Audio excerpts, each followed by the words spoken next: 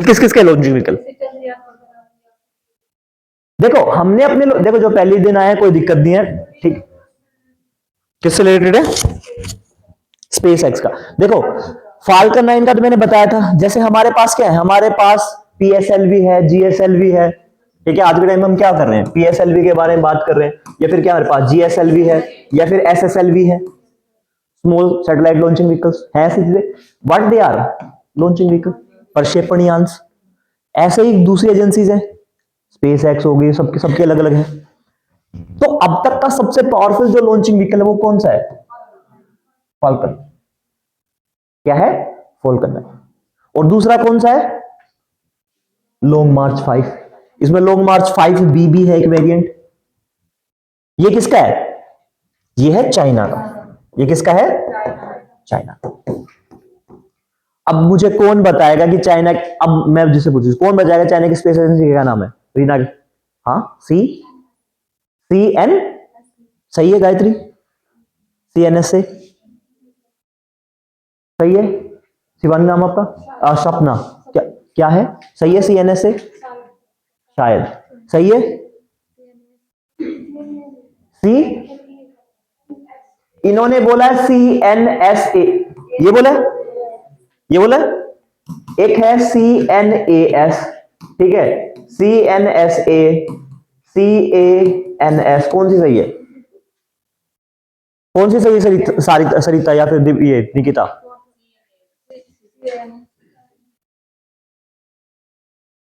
Fourth वाली सही है। कौन सी सही है बबली? फर्स्ट लग रही है, कौन सी सही है? लास्ट वन कौन सी सही है? फोर्थ। अच्छा फिर मुझे फुल फॉर्म बताओ, फोर्थ वाली जो बता रहे, जितने लोग फोर्थ के लिए बोल रहे हो, क्या है फुल फॉर्म?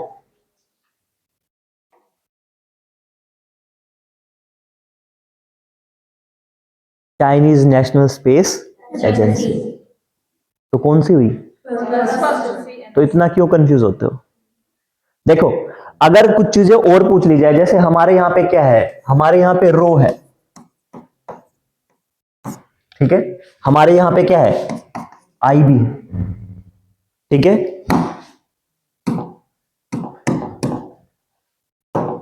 हमारे यहां पे क्या है, IB है। MI6 है, ठीक है, CIA है, KGB है, ISI है, ठीक है, और मोसाद है। ये पता है क्या है? Secret agencies. सीक्रेट एजेंसीज ये कहां की है? इंडिया। कहां की है? यूके, ब्रिटेन की। कहां की? USA की। कहां की? रशिया की। KGB USSR की हुआ करती थी, ठीक है। अभी तो एक ब्रांच और आ गई, FSB भी आ गई यहां पे। ISI कहां की? पाकिस्तान। मोसाद कहां की है? इसराइल की, ठीक है। अब चाइना की क्या है? चाइना की क्या है? चाइना की क्या है? किसी को पता ही नहीं है। अगर कोई चीज खुफिया है तो उसका नाम क्यों बता दें? सही बात नहीं है?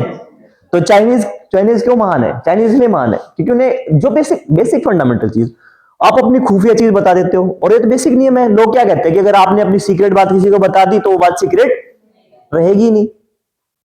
तो ऐसा तो कुछ पूछा नहीं था कि भाई तुम ये बताओ कि चाइनीज स्पेस एजेंसी का, उसका सीक्रेट एजेंसी का क्या नाम है। उसका तो नाम कहीं अवेलेबल है ही नहीं, तो कहां से, तो कौन सी है?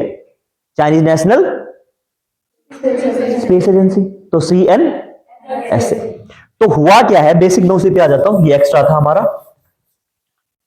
चीज क्या है? चीज ये है कि ये जो है, चाहे मैं किसकी बात करूं, फाल्कन 9 की बात करूं, चाहे मैं किसकी बात करूं, लॉन्ग मार्च की, ये क्या है? Heavy launching vehicles. और ये क्या कर सकते हैं, ये बहुत बड़ी मात्रा में क्या ले जा सकते हैं, लिफ्ट ऑफ कर सकते हैं। लेकिन हमारे पास क्या है, हमारे पास GSLV है, और उसमें भी कौन सा, मार्क 3। या फिर मैं इसका वेरिएंट की बात करूं तो क्या है, लॉन्चिंग व्हीकल मार्क 3,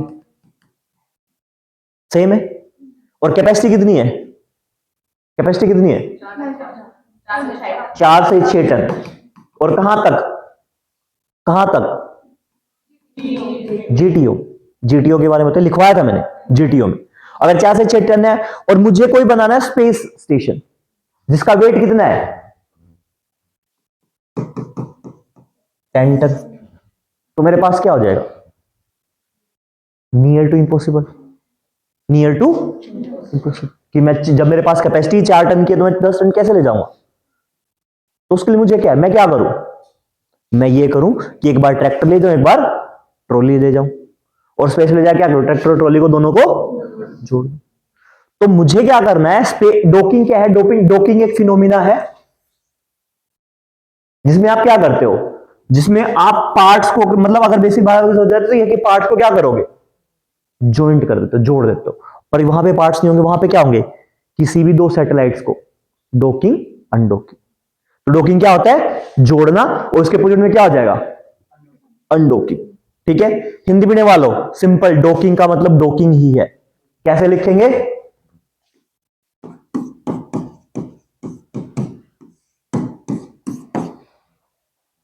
डॉकिंग। ठीक है, इसका कोई हिंदी अनुवाद नहीं है। डॉकिंग, डॉकिंग, डॉकिंग और अनडॉकिंग। ठीक है, क्या है? जोड़ना और हटाना। अब ये कैसे फिनोमेना होता है? हम क्या करेंगे? 4 टन का पहले लेके स्पेस में रखा, थोड़ी देर के बाद में हम क्या करेंगे? दूसरा ले जाएंगे, फिर 4 टन को दोनों को जोड़ देंगे। कितना हो जाएगा? 8 टन।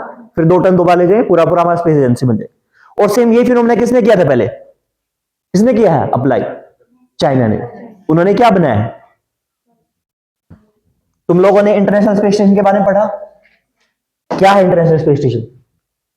होमवर्क में दिया था ना पढ़ने के लिए? दिया था होमवर्क में पढ़ने के लिए? होमवर्क में दिया था पढ़ने के लिए, नहीं दिया था? इतने झूठे लोग हो तुम। कौन चिल्ला के बोल रहा है दिया था? हाँ, वीडियो देखने के लिए बोला था। गुड, ये देखने के लिए बोला था। मैं देख रहा था कितने लोग मेरी हाँ में हाँ मिलाते हैं। मैंने ये नहीं बोला था इंटरनेशनल स्पेस स्टेशन के बारे में पढ़ना, मैंने बोला था वीडियो देखना। ठीक है, लिखो अभी। इंटरनेशनल स्पेस स्टेशन कब बना था, क्या था, कितने साल के लिए था? You need to go through that. किसका इनिशिएटिव था? मैं बता देता हूं, यूएसएसआर यूएसए ने मिलकर बनाया था। ठीक है, बाद में बहुत सारी एजेंसीज, बहुत सारी कंपनीज क्या हो गई थी? टाइम के साथ ज्वाइन करने लगी थी।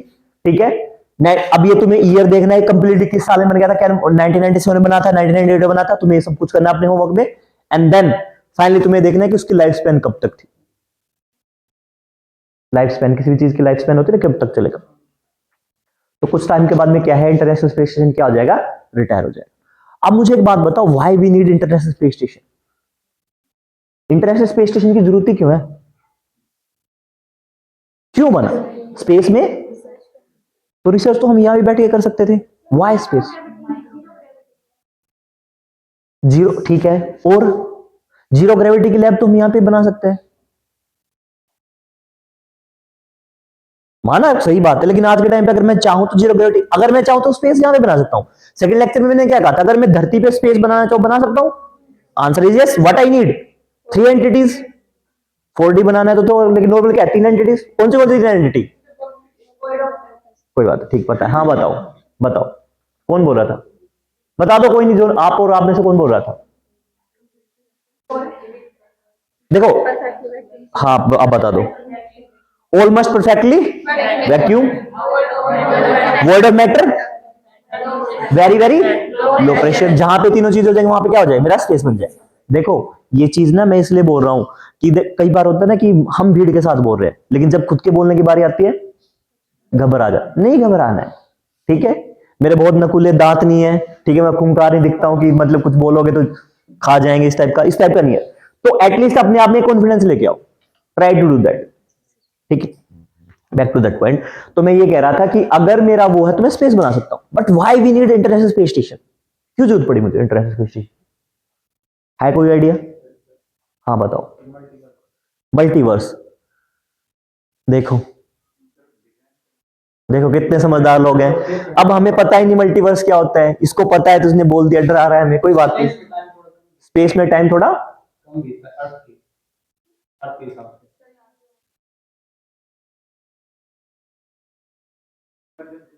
इमरजेंसी, क्या इमरजेंसी में काम आएगा? अगर अगर अगर अगर धरती खत्म होने लग जाएगी तो इंटरनेशनल स्पेस कितने लोगों को रख सकता है? 30 लोगों को रख सकता है। मेरा नंबर तो आया करे तो मेरे क्या काम का। ठीक, तो क्यों? देखो बच्चों के जैसे सोचो, जब स्टार्टिंग हुई थी तो मेरे पास दो तीन चीजें थी, जैसे एल्बर्ट आइंस्टीन उनके साथ हुआ, आइजैक न्यूटन के साथ हुआ। ठीक है, आधे लोग तो बच्चे बैठ के इंस्टाग्राम की रील यही सिखाते हैं कि अगर मेरे पास टाइम मशीन हो तो सबसे जाके मैं उसका गला काट दूं, या फिर उसको उठा के कहीं और बैठा दूं ताकि उसके सर के ऊपर एप्पल ना गिरे। लेकिन हमेशा क्या, हमेशा इंसान उन चीजों की तरफ फैसिनेट रहा है जो उसको अट्रैक्ट करती है। तो when ever people see moon या फिर people see star, how they appear, star कैसे अपीयर करते, टिमटिमाते हुए। और क्या स्टार्स एक्चुअल में टिमटिमाते हैं? ठीक है, जिनको लगता है कि स्टार टिमटिमाते हैं, नहीं टिमटिमाते, वो हमारी आंखों का, लेकिन वो एक्चुअल में वहम भी नहीं है कुछ एक, वो क्या है, वो साइंस का फिनोमेना जिसकी वजह से क्या है, तारे हमें टिमटिमाते हुए। अब देखो स्टार क्या करेगा, स्टार अगर मेरे पास ऐसा है तो ये क्या करेगा, ये चारों साइड में पैरेलल अमाउंट में जो उसका रेट ऑफ क्या है, ब्राइटनेस, जिस जिस गति से वो चमक रहा है, जो उसकी लुमिनोसिटी है, ठीक है, घबराना मत, लुमिनोसिटी के बारे में बात करें स्टार्स पढ़ेंगे, वो क्या है, वो इक्वल मात्रा में भेजेगा चारों दिशाओं, जब तक बीच में कोई ऑब्स्ट्रैक्ट ना आ जाए। लेकिन जब इन स्टार, अब होना क्या चाहिए, ये सीधे हमें ऐसे दिखने चाहिए, सीधे चमकते हुए, लेकिन ऐसा नहीं है। क्यों नहीं है? क्योंकि हमारे पास क्या है, हमारे पास यहां पे मल्टीपल्स लेयर है, हमारे पास क्या है, यहां पे मल्टीपल्स लेयर है, गैसेस की है। ठीक है, कहीं पे आयंस भी, आयनोस्फीयर बहुत सारे आयंस है ही है। तो अब तुमने देखा होगा बचपन में फिर सुना है एंगल ऑफ वो reflection, angle of incidence, angle of reflection, सब लोगों ने एक्सपेरिमेंट किया होगा, आज तक समझ में नहीं आएगा, उसका फिनोमेना यहां काम आएगा। देखो क्या बोलते हैं कि अगर कोई लाइटर मीडियम है और कोई क्या है, डेंसर मीडियम, तो एक अगर रे कोई आएगी और वो कुछ एंगल बना रही 90 डिग्री के साथ, अरे यार, ठीक है, कोई एंगल बना रही, this angle is known as I, जिसको हम बोलते हैं एंगल ऑफ इंसिडेंस, जिस एंगल से टकरा रहा है। तो नॉर्मल क्या होता है कि ये हमेशा जाना तो चाहिए ऐसे सीधा, ये क्या होगा, ये डिपेंड करता है कि मीडियम कैसा है, या तो ये फिर ये इस तरफ जाएगा या फिर इस तरफ जाता है, वो मीडियम पे डिपेंड करता है। अगर डेंसर मीडियम होगा तो क्या होगा, नजदीक आ जाएगा, और लाइटर डेंस होगा तो दूर चला जाएगा। इसीलिए इसीलिए इसीलिए जब पुरानी फिल्मों में किसको लगती थी, वो कौन था, एक बहुत, मिथुन को जब गोलियां लगती थी वो पानी में कूद जाता था, तो उसको कभी गोली नहीं लगती थी। ठीक है, वो मूवी की बात है, लेकिन एक्चुअल में अगर आप फायर करोगे तो नॉर्मल क्या है, नॉर्मल जो मैं अगर मैं ऐसे फायर करूंगा तो मेरा पानी का मीडियम कैसा है, डेंसर है, उसका ज्यादा घनत्व है, हवा का कम है, तो अपने पाथ से क्या हो जाएगी, डेविएट हो जाएगी, भटक जाएगी। ठीक है, और ये मेरा क्या कहलाएगा, this is my R, this is my R, angle of reflection. अगर अगर डेंसर मीडियम है, बाहर वाला लाइटर अंदर वाला डेंसर, तो क्या होगा, टूवर्ड्स आएगी। और अगर ये वाला डेंसर है तो इस तरफ आएगी, इसकी तरफ, और ये वाला लाइटर है तो बाहर की तरफ जाएगी, एंगल बड़ा होगा। यानी नॉर्मल होना क्या चाहिए था, दोनों आई की वैल्यू आर की इक्वल होनी चाहिए, लेकिन होगा तो ये आई की वैल्यू क्या हो जाएगी, आर से छोटी, अगर डेंसर अंदर वाला, वरना ये वाला अगर लाइटर में। सेकंड इस वाले की बात करो, ये वाला लाइटर, लास्ट वाली कंडीशन। ठीक है, तो अब यही वाले एंगल यहां बनेंगे, यहां पे क्या होगा, यहां पे कोई रे आ रही है, यहां पे क्या है, कोई रे आ रही है, वो ऐसे आई, अब मीडियम डेंसर होगा, कैसा होगा, ऐसे हो सकती है, लाइट होगा, डेंसर होगा, यहां पे ऐसे हो सकता है, यहां पे ऐसे हो सकता है, हो सकता है, अलग अलग मीडियम से ट्रेवल, क्योंकि बहुत सारे स्पेस है, तो कैसा होगा, वो जो रे जो सीधी आनी थी वो क्या होगी, वो तिरछी होके आएगी। और ऐसा भी हो सकता है कि कहीं पे कुछ पार्टिकल्स हो, कुछ आयंस हो, आयनोस्फीयर में बहुत सारे आयन है, सबसे ऊपर वाले कौन सी है, एक्सोस्फीयर में आयनोस्फीयर है, तो वहां पे क्या मेरे आयंस भी है, आयन से टकरा के रिएक्ट भी कर जाए, तो जो मुझे पैरेलल लाइट दिखा, जो मुझे एक लगातार कंटिन्यूअस लाइट दिखाई देनी थी, वो कैसे दिखाई देगी, वो रुक रुक के दिखाई देगी या डिविएट होकर दिखाई देगी। इस वजह से क्या है, मुझे स्टार्स टिमटिमाते हुए दिखाई देंगे। अब कोई इंसान यहां बैठा है, ठीक है, प्रियांशु यहां बैठा है, और प्रियांशु का मन है कि मैं क्या देखूं,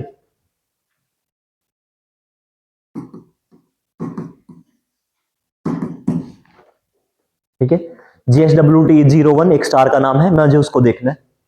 लेकिन जब भी ये देख रहा है तो उसके साथ क्या दिक्कत है, जैसा स्टार है वैसा दिखाई नहीं पड़ रहा। तो मैं क्या करूंगा, या तो मैं यहां बैठूं या फिर यहां बैठ जाऊं। यहां पे देखूंगा तो मुझे स्टार क्या होगा, अलग डिविएट दिखाई देगा, और मैं यहां बैठ के देखूंगा तो मुझे एक्चुअल दिखाई दे सकता, और यहां देखूंगा तो वन ऑफ द ऑब्जेक्टिव जो आपको कहीं पे भी लिखा नहीं मिलेगा बुक्स में पढ़ के, वो क्या है कि जब आप एक्सटर्नल स्टार्स के बारे में स्टडी करोगे या फिर क्या करोगे, प्लैनेट्स के बारे में स्टडी करना है या फिर बिहेवियर के बारे में स्टडी करना है, तो आप कहां बिहेवियर अच्छा कर पाओगे, इंटरनेशनल स्पेस स्टेशन। और ये अनरिटन क्या है, एक अनरिटन ऑब्जेक्टिव है जो आपको किसी बुक में नहीं मिलेगा। बाकी सब तो आप पढ़ लोगे, मिल जाए, ये वाला नहीं मिलेगा। ये कहां से पता लगेगा, ये आपको अंडरस्टैंडिंग करके पता लगेगा। ठीक है, क्लियर है। अब उसके बारे में पढ़ना। अब हुआ क्या, फिर इन्होंने क्या किया, इन्होंने लॉन्ग मार्च लिया चाइनीज ने, एंड लॉन्ग मार्च के बाद व्हाट दे डिड, उन्होंने अपना एक बनाया हेवनली पैलेस के नाम से। चैंगी 5 भी है, लॉन्ग मार्च भी है उनके। ठीक है, अब तुम्हें साथ के साथ ये भी पढ़ना है कि चाइनीज का इंटरनेशनल स्पेस स्टेशन, ये उनका खुद का जो क्या है, दुनिया का पहला ऐसा क्या है स्पेस स्टेशन है जो किसी एक कंट्री का है। इंटरनेशनल स्पेस स्टेशन क्या है, बहुत सारी कंट्रीज का, लेकिन चाइनीज ने अपना खुद का बनाया हेवनली प्लेस के नाम से।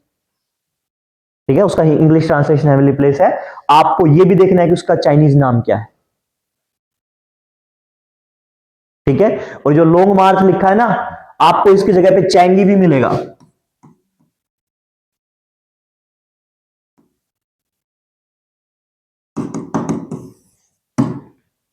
तो घबराना नहीं है, क्योंकि उन्होंने अपनी लैंग्वेज में, ठीक है, सेम वही है कि हम अपने दोस्तों को कमीने बोल देते, लेकिन जब इंग्लिश ट्रांसलेट करूंगा तो क्या बन के आएगा, फ्रेंड। ठीक है, लोकल लैंग्वेज का फर्क। क्लियर है, ये दो होमवर्क करने आपने।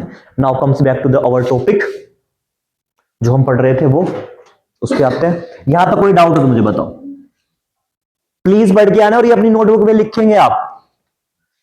दुनिया में कल को मंसन रहे ना रहे, ठीक है, क्या रहेगा आपके साथ, आपकी नोटबुक। ठीक है, क्या पता तुम भी ना रहो, पर मैं ऐसा नहीं चाहता। तो एग्जांपल ये ले लो कि अमन सर रहे ना रहे, ठीक है, कम से कम नोटबुक तो रहेगी, साइंस का पढ़ा है, तो ये बहुत जरूरी है। जब तक तुम्हारा सिलेक्शन नहीं हो जाए, तुम्हारा कोई दोस्त नहीं है, तुम्हारी दोस्त क्या है, तुम्हारी नोटबुक। क्योंकि रवि पी अगर आ रही, दृष्टि की बुक, विजन की बुक, करंट अफेयर 365 सबके पास है। वो तुम्हारे पास भी है, किसी वो दूसरे के पास भी है, वो भी डाउनलोड कर लेगा, वो भी वहां जाके ले आएगा, सब खरीदते हैं। लेकिन किसके पास क्या नहीं है, तुम्हारे खुद के नोट, तुम्हारी खुद की understanding. That is so much important. ठीक है, चलो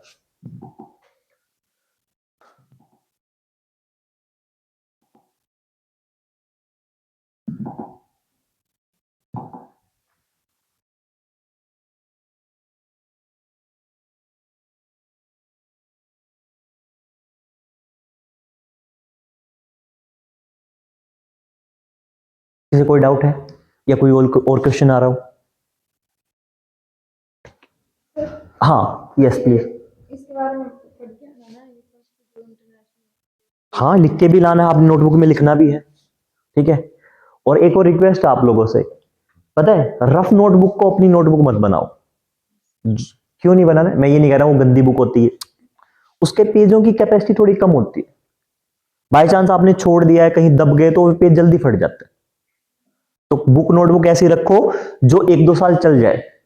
ठीक है, या फिर तुम ऐसे हो, तुम भूल जाओ, या फिर बारिश में आ रहे हो कि हमें तो क्लास लेनी है साइंस टेक की, और थोड़े दिनों में बारिश आएगी, आपका बैग भीग गया, बहुत बार होता है, बैग भीग जाता है, तो सबसे पहले कौन सी वाली खराब। अब आप इन वाली नोटबुक को सुखा नहीं सकते हो, दूसरी नोटबुक है क्लासमेट की नोटबुक में, उनमें क्या फायदा है कि आप सुखा दोगे तो कहीं ना कहीं पेज बचे रहेंगे, ये वाले पेज नेस्ट हो जाए। ठीक है, तो थोड़ा सा उनका सिलेक्शन अच्छा से करो। यहां तक हो गई थी demonstrate human space flights. In space के बारे में बात करते हैं। ठीक है, यहीं पे थे हम। इन स्पेस क्या कहते हैं, इन स्पेस ये कहता है कि भाई सिंगल विंडो की तरह काम करेगा। What is the meaning of single window? अगर विक्रम को जाके ये करना है कि मुझे क्या करना है, विक्रम को कौन खोल रहा था, एजेंसी आई नहीं, वो लोग जो एजेंसी खोल रहे थे, बिजनेस आइडिया लेके चले गए क्लास से, चलो अच्छी बात है, किसी का तो भला हो। तो विक्रम को लगता है कि उसे जियो को टक्कर देनी है, तुम मत भाग जाना क्लास से, ठीक है। तो विक्रम को लगता है कि इसको क्या देनी है, टक्कर देनी है, और जियो के लिए कंपनी खोला, तो इसको लाइसेंसिंग चाहिए, लाइसेंसिंग चाहिए। तो व्हाट कौन सी लाइसेंसिंग चाहिए? Space asset authorization. किसके, कौन सी पॉलिसी के अंडर में, कौन सी पॉलिसी? स्पेस बेस्ड कम्युनिकेशन 2020 की या 2023 की, ठीक है। वो क्या कहती है, क्या कहती है वो, रवि क्या कहती है? हाथ छोड़ के ना लिख लेना जो बताई जाए, अभी हंसना नहीं है। क्या कहती है? एक लाइसेंस है, ऐसे नहीं करना है। पॉलिसी की बात हो तो आपको क्या करना है, आपको हमेशा पॉइंट वाइज पॉइंट जाना है। पहला पॉइंट क्या कहता है? Private players can participate in the space based communication. दूसरा पॉइंट क्या कहता है? दूसरा पॉइंट क्या कहता है? ओनली इंडियन, नहीं वो चौथा पॉइंट है कि ओनली वो, हाँ जो डैमेज वाला है, कि प्राइवेट फर्म्स या private entities are liable for the damage in outer space, ठीक है। तीसरा पॉइंट क्या कहता है? चौथा पॉइंट है वो ऑथराइजेशन का, स्पेस एसेट ऑथराइजेशन का। Good Sudesh, space asset authorization का, कि जिनको भी क्या करना है, जिनको भी लाइसेंसिंग, जिनको भी क्या चाहिएगा, परमिशन चाहिएगी, उनको किसके थ्रू? स्पेस एसेट ऑथराइजेशन चाहिएगा। चौथा पॉइंट क्या कहता है? सिर्फ इंडियन कंपनी से क्या कर सकती हैं, वो स्पेस एसेट ऑथराइजेशन को हासिल कर सकती हैं। और उसमें मैंने क्या लिखवाया था कि on special grounds government can participate, ठीक है। फॉरेन कंपनीज और also participate on the permission of government of India. उसके बाद में और क्या था, और सबसे इंपॉर्टेंट क्या था, जिसमें टेलीमेट्री था, टेलीकम्युनिकेशन, टीटीसी की बात बताई थी कि telecommunication, telemetry and telecommand, earth station की बात थी। उसके बाद में क्या था, पढ़ा करो, पढ़ा, भेजा नहीं, कोई बात नहीं, मैं भेज दूंगा, ठीक है। पर याद तो रहना चाहिए, सामने देखा तो था। एक सबसे इंपॉर्टेंट पॉइंट क्या था, which agency is act as the nodal agency? DOS, department of space is act as the nodal agency, ठीक है। अब देखो इन स्पेस के बारे में क्या कह रहा है। अब मुझे बताओ कि what is the meaning of single window? एक ही जगह क्या होंगे सारे काम। ऐसा नहीं जैसे हमारे यहां पे क्या है, जो समझिए, ठीक है, आपको बस पास चाहिए, आईडी कार्ड चाहिए, ठीक है, आपको छुट्टी चाहिए, सिंगल विंडो, सारे काम एक ही जगह। अब ऐसा होता है कि आपको रजिस्ट्रेशन के लिए नीचे भेजते कि वहां पे अपने आईडी कार्ड के लिए, बस पास के लिए आप वहां जाओ। डिपार्टमेंट में ऐसा ही तो होता है, ये यूनिवर्सिटी के डिपार्टमेंट क्या होता है, बच्चे खुद जाते हैं पास पास, लेकिन यहाँ पे क्या है, सिंगल विंडो, कि आपको कोई समझ नहीं, आपका काम क्या है, पढ़ाई करो, फिर वो भी नहीं करनी हमने। तो एज ए सिंगल विंडो कि आपके सारे के सारे काम क्या हो जाएंगे एक ही जगह, और कौन एक्ट करेगा सिंगल विंडो? In space. किसके लिए? ऑल स्पेस एक्टिविटीज, सारी की सारी गतिविधियों, कौन सी? अंतरिक्ष की गतिविधियों के लिए। अब अंतरिक्ष में क्या क्या गतिविधियां होती हैं? परमिला नाम आपका? तमन्ना, हाँ क्या है, क्या क्या एक्टिविटीज होती है स्पेस पे? आप भी बताएंगे, नहीं बताएंगे क्या एक्टिविटी होती है? हाँ ओके, सैटेलाइट मूव करती हैं। और पहले दिन क्या पढ़ाया था, दूसरे दिन क्या पढ़ाया था? सारे के सारे launching vehicles, orbits, satellites, communication satellites, remote sensing satellites, ठीक है, नेविगेशन सैटेलाइट्स, स्पेस एक्सप्लोरेशन। तो ये सारी सारी क्या है, अर्थ स्टेशन, स्पेस स्टेशन, ये सारी की सारी चीजें क्या है, स्पेस एक्टिविटीज, स्पेस गतिविधियां। जो अब तक पढ़ा है आपने स्पेस का, वो सारी क्या है, स्पेस की एक्टिविटीज। तो इनके सिंगल विंडो कौन एक्ट करेगा? In space, in space. और इन स्पेस का काम क्या है? सूरज, दिनकर, इन स्पेस का काम क्या है? नन्ना, इन स्पेस का काम क्या है? सुदेश, इन स्पेस का काम क्या है? नहीं नहीं नहीं, हाँ क्या है, दिल्ली में सैटेलाइट लॉन्च होती है, वो सारी इन स्पेस भेजेगा। नजर रखना, ओके। येलो, वो ग्रीन हुडी, येलो जो कपड़े पहने, क्या नाम है आपका? रेनू, हाँ बताएं।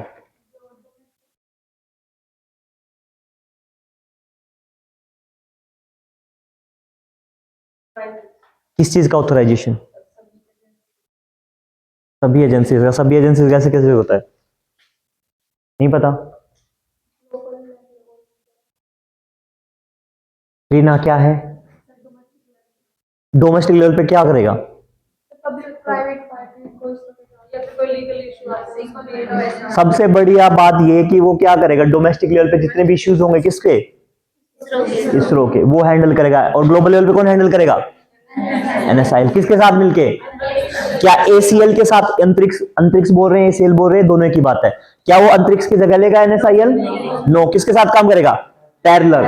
और इन स्पेस किसके पैरेलल काम करेगा? इसरो के, ठीक है। और दोनों के दोनों क्या काम करेंगे?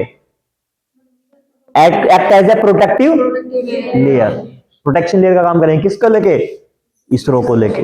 क्योंकि डायरेक्ट कॉन्टेक्ट क्या होगा, किसी भी कंपनी का, किसी भी एंटिटी का डायरेक्ट कॉन्टेक्ट किसके साथ नहीं हो पाएगा? इसरो के साथ नहीं हो पाएगा, ठीक है, ओके। दूसरा क्या है, अब देखो, देयर इज अ टर्म, ये कह रहा है कि work with industry to establish India as a preferred service provider at global level. अब सवाल ये उठना चाहिए कि सर आपने तो बोला था वो एनएसआईएल के साथ काम करेगा, लेकिन यहां पे ग्लोबल बोला हुआ है, कोई मतलब समझाएगा मुझे इसका? सीधी इंग्लिश लिखी हुई है, इंग्लिश समझ में आती है? हिंदी वालों से नहीं पूछो, इंग्लिश समझ में आती है? एक मिनट इसको पढ़ो। कोई ऐसा है जिसके से इतना पढ़ के अंडरस्टैंडिंग ये हो कि मैं ये बता दूं? आप ऐसा करें, जो पहले दिन आए ऐसा करें, किसी से नोटबुक ले लें, किसी से भी ले लो, ठीक है। फोन लो, फोन में क्लिक करो फोटोज, एंड देन उसके बाद में ट्राई करो। और यूट्यूब पे वीडियो है, देख लेना क्लास की, वो मिल जाएंगे आपको। नहीं समझ में, उसके बाद कहीं नहीं समझ में आता है, उसके बाद में पूछना आप, ठीक है। शशांक तुम भी देख लेना। और कोई और नया है, वो भी कौन? हाँ, नियो सिविलियन के नाम से भाई, ठीक है। खाम का प्रमोशन करा रहे हो तुम लोग जो मुझे नहीं चाहिए एटलीस्ट, ठीक है। प्रेफर्ड सर्विस का क्या है, व्हाट इज द मीनिंग? अब कौन बताएगा ये? संगीता बताओ।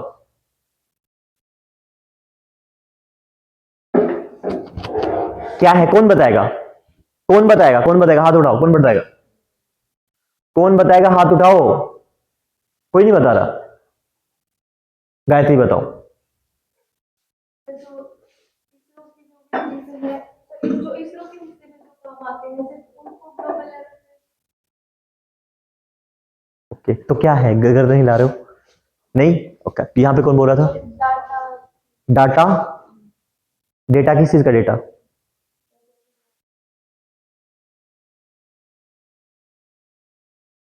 देखो,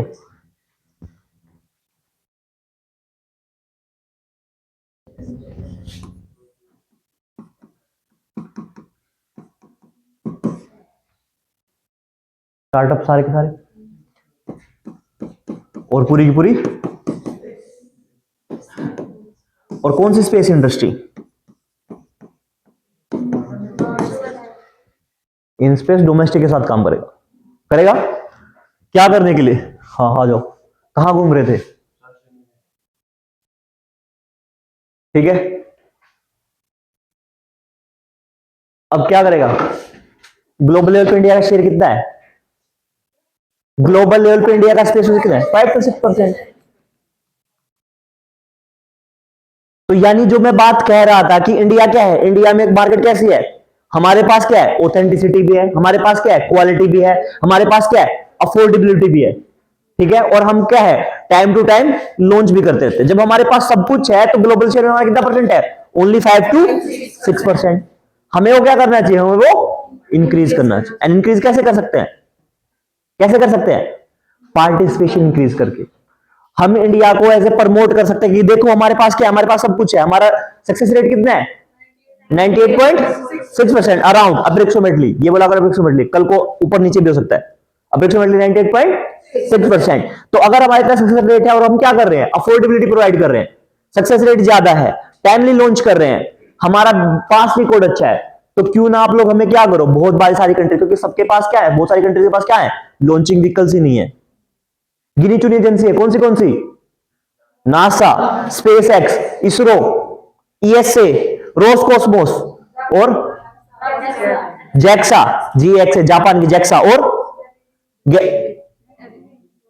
क्या है, ईएसए यूरोपियन स्पेस एजेंसी, और CNS, CSA, CNES, CNES France की, ठीक है, कासा, एसएसए गिनी चुनी है, और जिनमें से एसएसए तो यूक्रेन की, उनके पास खुद का इतना हाईली एडवांस नहीं है। तो ये लोग क्या करते हैं, अगर इनको अपनी कम्युनिकेशन सैटेलाइट भेजनी है, इनको अपना इंटरनेट अच्छा करना है, व्हाट दे डू, खुद से लॉन्च करेंगे? नहीं, ये दूसरी कंट्रीज के पास जाएंगे, इसरो के पास जाएंगे, नासा के पास जाएंगे, क्या करेंगे, हेल्प से लॉन्च करेंगे।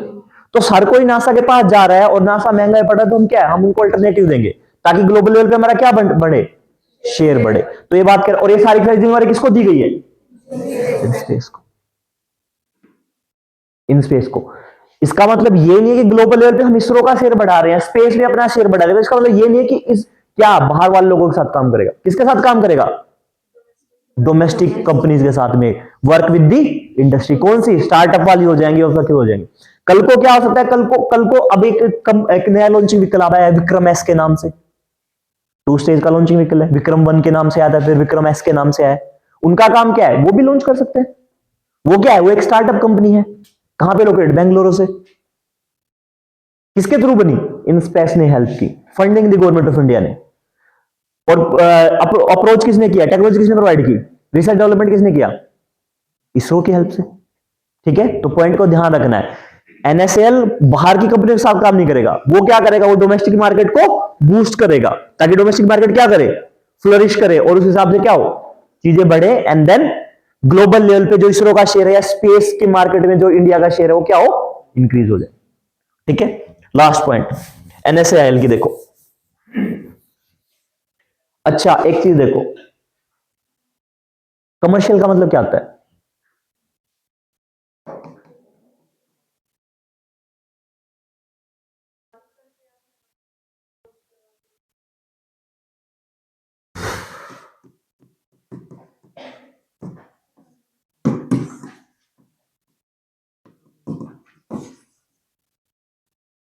क्या फर्क है दोनों चीजों।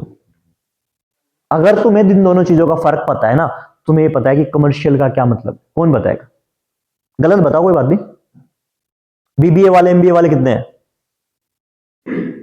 हाँ बताओ।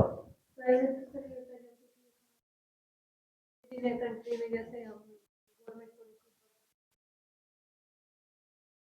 ओके ओके,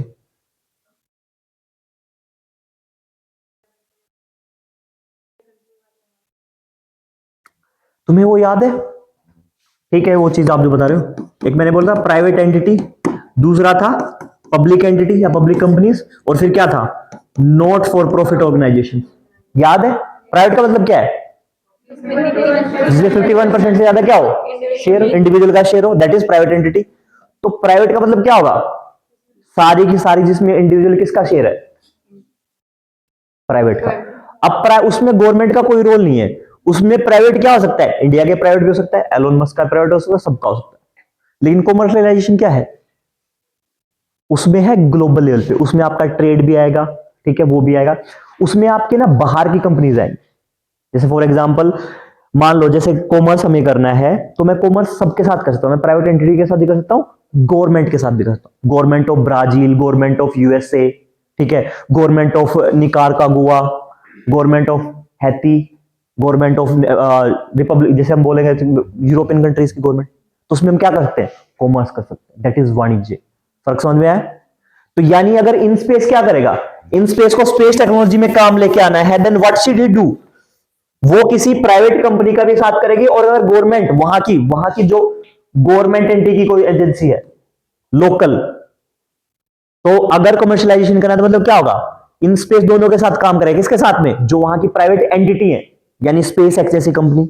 मान लो वहां पे भी कोई तुम्हारे जैसा पढ़ रहा हो, उसको मन हो जाए कि मैं अपनी स्पेस एजेंसी मतलब बनाऊंगा, अपनी कम्युनिकेशन सैटेलाइट लॉन्च करूंगा, पर उस कंट्री में वहां पे क्या है, वहां पे इतनी सुविधा नहीं है कि वो क्या करें, खुद के लॉन्चिंग व्हीकल से स्पेस को, कम्युनिकेशन सैटेलाइट को लॉन्च कर दें। तो किसकी हेल्प लेंगे, इसरो की हेल्प, किसके थ्रू, एनएसआईएल के थ्रू। और वहां की गवर्नमेंट चाहे कि हम क्या करें, वहां के अंबानी अडानी चाहे कि क्या करें, हमें लॉन्च करना है, तो किसके थ्रू करवाएंगे, एनएसआईएल के थ्रू। डायरेक्ट किसके पास नहीं जाएंगे, इसरो के पास। और वहां की गवर्नमेंट भी चाहे कि हमें क्या करना है, अपनी खुद की कम्युनिकेशन सैटेलाइट लॉन्च करनी, या फिर हमारी अर्थ सेंसिंग सैटेलाइट लॉन्च करनी है, या फिर क्या है, रिमोट सेंसिंग सैटेलाइट लॉन्च करनी है, तो किसके थ्रू जाएंगे, एनएसआईएल के थ्रू। और वो क्या होगा, that is the part of commercialisation, वाणिज्य का। ठीक है, उसमें प्राइवेट का और गवर्नमेंट एंट्री सबका रोल आएगा इकट्ठा, और वो बाहर के लिए होगा। ठीक है, टर्म समझ में आई। ठीक है, एंड दिस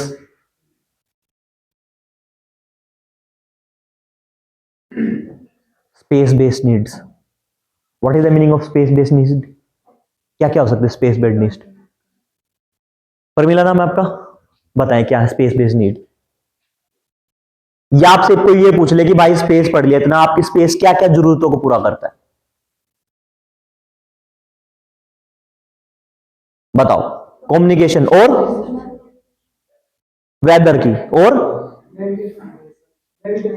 नेविगेशन और फोरकास्टिंग, वेदर फोरकास्टिंग और इंटरनेट और लैंड, हाँ कृषि एग्रीकल्चर उसी में आ गया, और रिसर्च और इनोवेशन, किस चीज की इनोवेशन रिलेटेड टू स्पेस, और रिसोर्स, कौन से resource, monitoring of natural resources, ये बोलो मॉनिटरिंग, और फोरकास्टिंग ऑफ नेचुरल डिजास्टर वगैरह, और मिलिट्री यूज, और सर्विलांस, और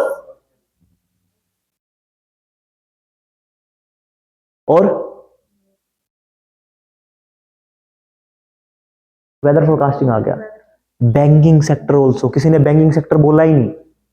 यूपीआई किससे चल रहा है, इंटरनेट से चल रहा है, और सारा का सारा किस पे है, हम जो छोटे छोटे 2 पैसे भेज रहे हैं, ठीक है, जो हमें कैशबैक मिल रहा है किसके थ्रू, यूपीआई के थ्रू, किसकी वजह से, स्पेस, वो भी हमारी नीड पूरी कर रहा है। और टेलीमेडिसिन, जोमेटो, स्विगी,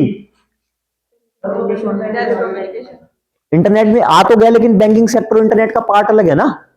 वो तो इंटरनेट बोला, इंटरनेट, आप इंटरनेट कहां यूज करते हो, इंटरनेट सिंपल यूज करोगे तो इंटरनेट का, जब मैं इंटरनेट बोल रहा हूं तो मैं क्या है, इंटरनेट का मतलब मेरा है सिर्फ यूट्यूब रील्स या फिर इंफॉर्मेशन। वो इंटरनेट के ऊपर बेस्ड होकर चल रहा है banking. Banking is a whole different sector. और टेलीकम्युनिकेशन, टेलीमेडिसिन, ये सब मेरी क्या है, मेरी नीड्स है, मेरी जरूरतें, जो किससे पूरी हो रही है, स्पेस से पूरी हो रही है। वो अलग अलग चीज हो सकती है कि मेरी क्या है, कम्युनिकेशन सैटेलाइट के थ्रू हो रही हो, या फिर मेरी कैसे नेविगेशन सैटेलाइट के थ्रू हो रही है, या फिर रिमोट सेंसिंग सैटेलाइट। ठीक है, और ये चीजें आपको याद होनी चाहिए। ठीक है, चलो आगे बढ़ते हैं। आई डोंट थिंक सो और कुछ होगा।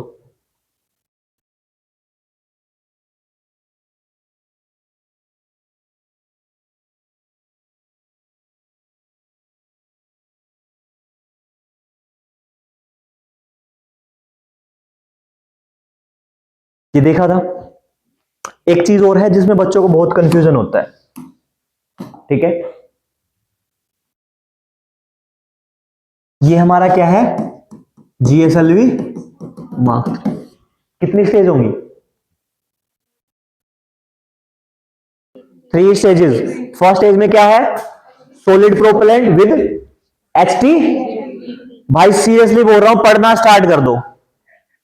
एचटी, पी फुल फॉर्म क्या है, hydroxyl terminated polybutadiene. Second stage में क्या है, लिक्विड प्रोपेलेंट, कौन से, UDMH plus N2O4, unsymmetrical dimethyl hydrogen plus dinitrogen tetra oxide.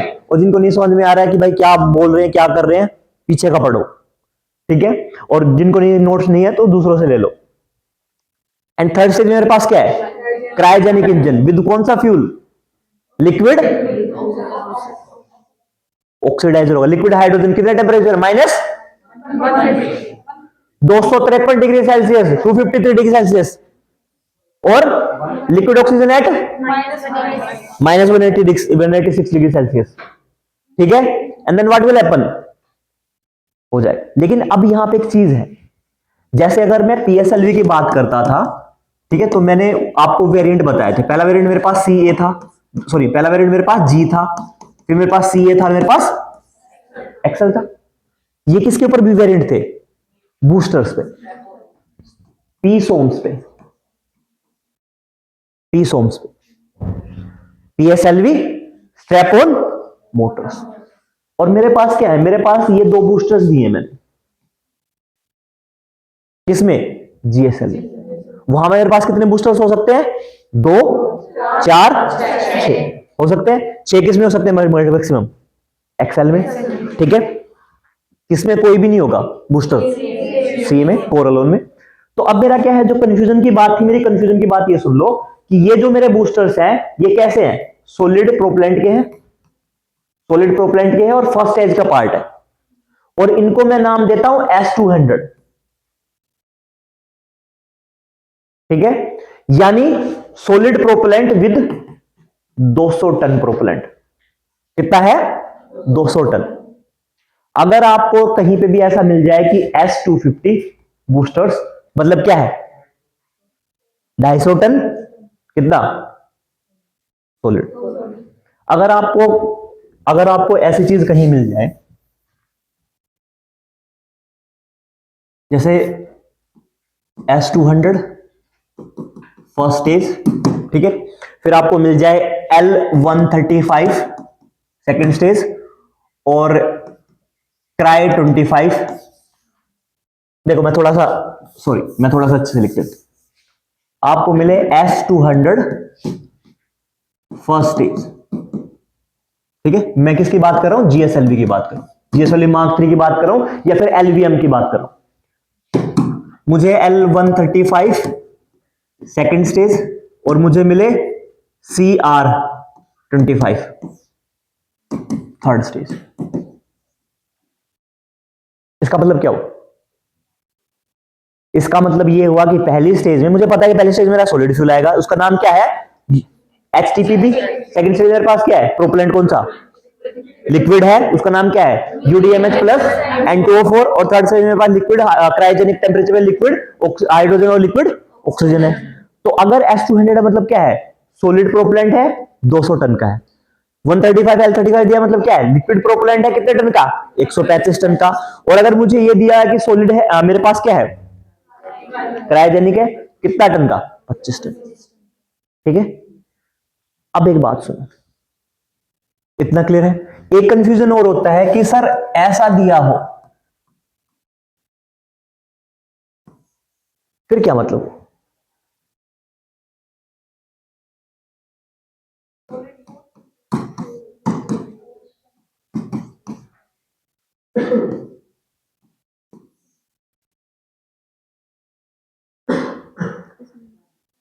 ऐसा दिया हो तब क्या, S400 क्या है, एंटी मिसाइल सिस्टम भी है हमारा, जो किसका है, रशिया। तो ध्यान रखना, और S300 किसका है, रशिया का है।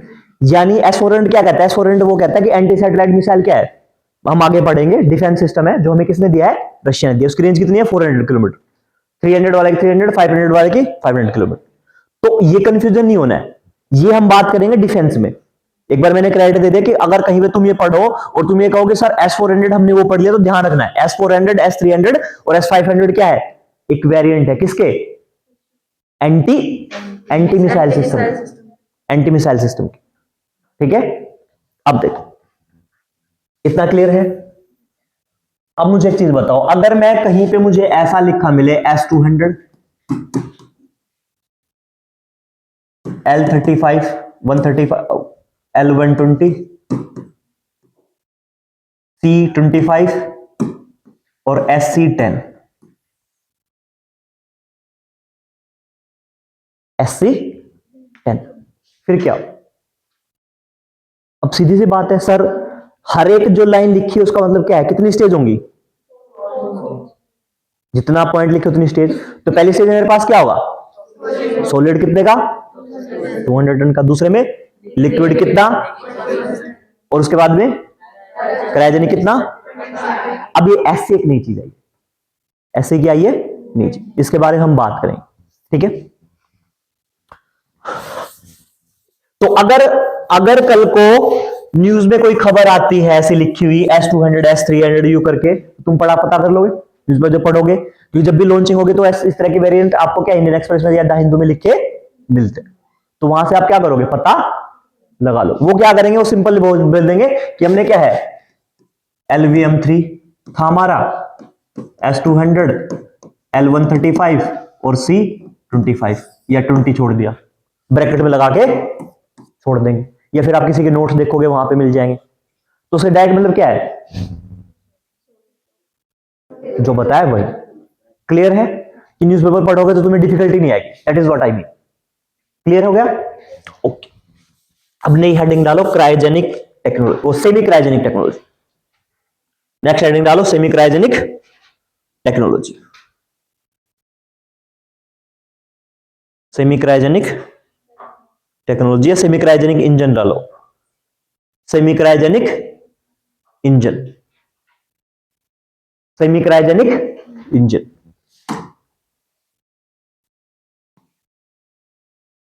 हिंदी मीडियम वालों, सिंपल ऐसे लिखा जाएगा,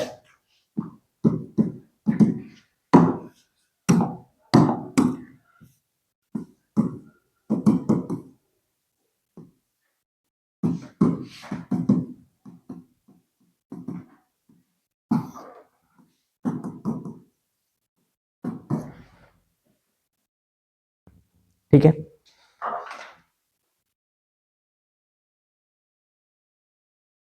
देखो, एलोन मस्क को एक चीज समझ में आई, उनको क्या समझ में आया कि यार अगर मैं,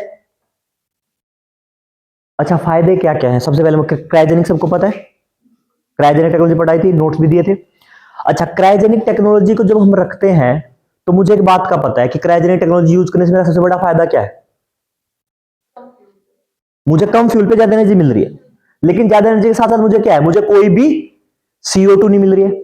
जैसे अगर मैंने क्या किया है, अगर मेरे पास क्या है, लिक्विड, मेरे पास हाइड्रोजन है, ठीक है, मैं कर रहा हूं क्रायोजेनिक, मेरे पास क्या है, लिक्विड हाइड्रोजन है, मेरे पास कितने temperature, -253 degree Celsius.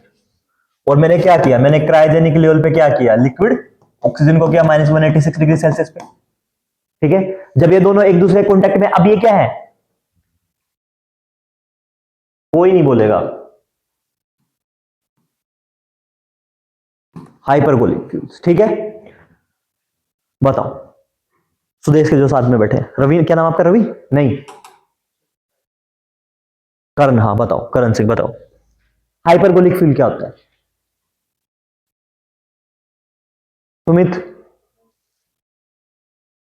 Manjeet, hyperbolic fuel, ये इनके साथ में बैठे, विजेंद्र के साथ में जो बैठा है, क्यों भाई, नन्ना, दिनकर, रेनू,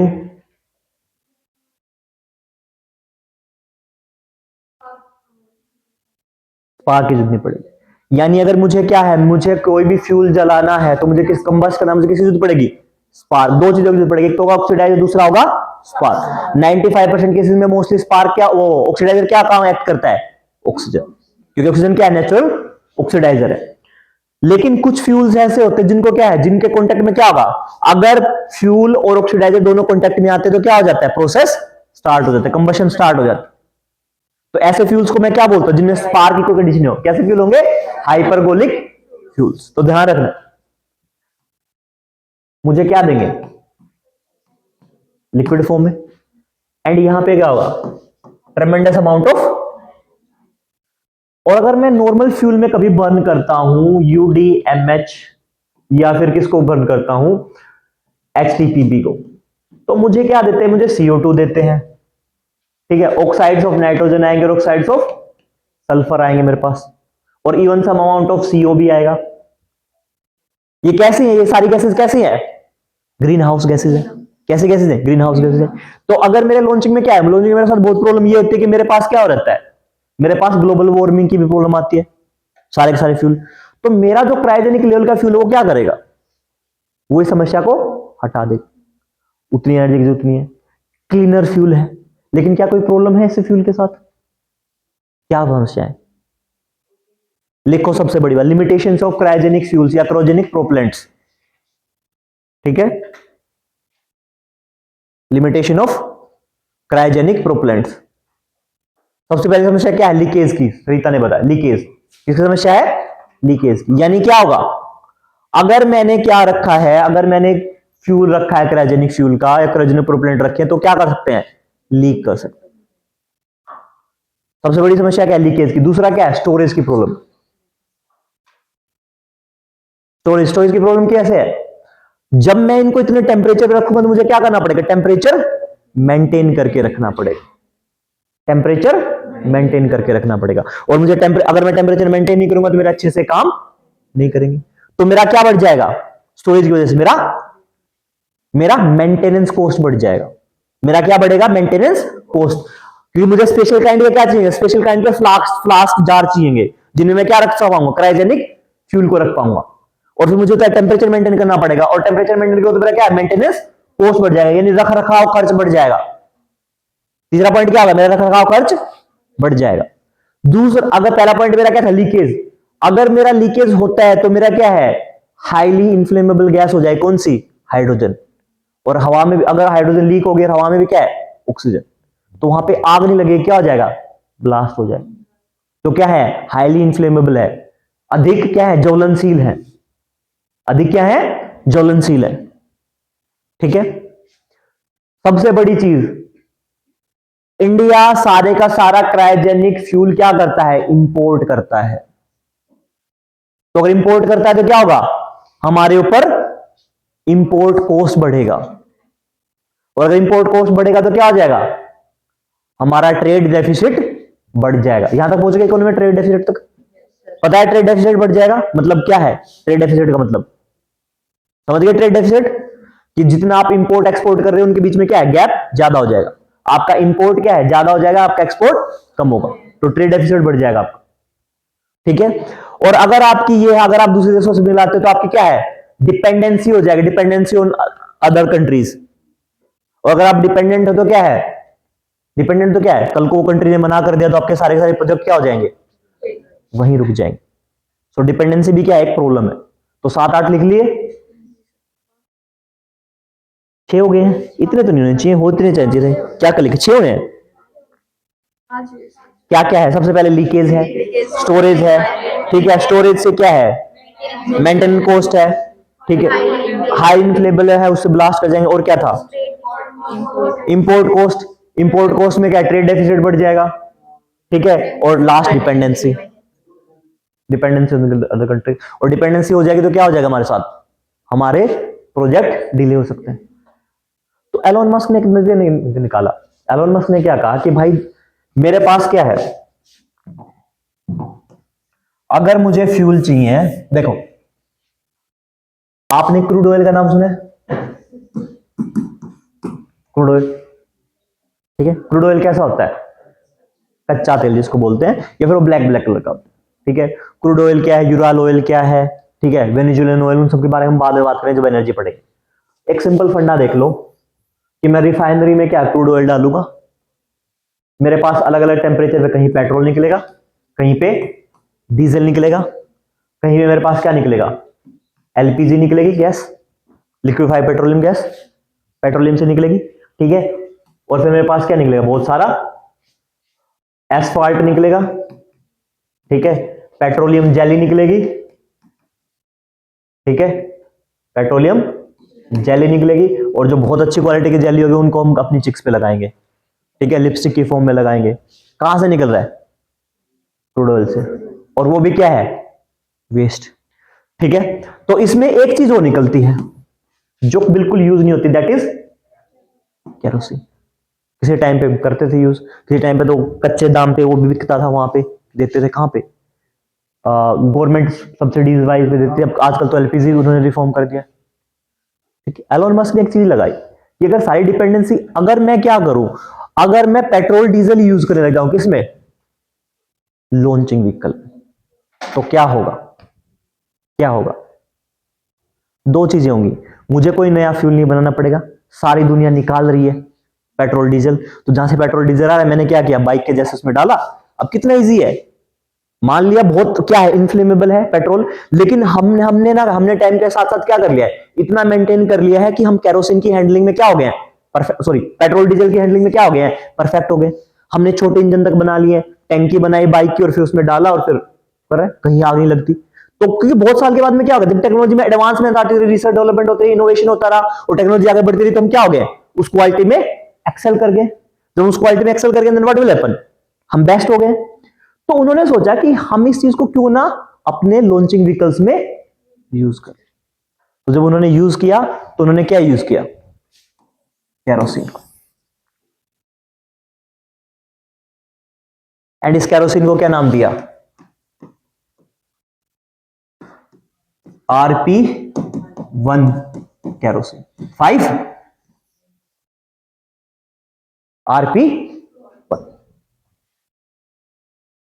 RP1 का मतलब है यहां पे रिफाइंड पेट्रोलियम ग्रेड 1। ये हिंदी वाले भी ऐसे ही लिखेंगे, रिफाइंड पेट्रोलियम ग्रेड 1 कैरोसिन।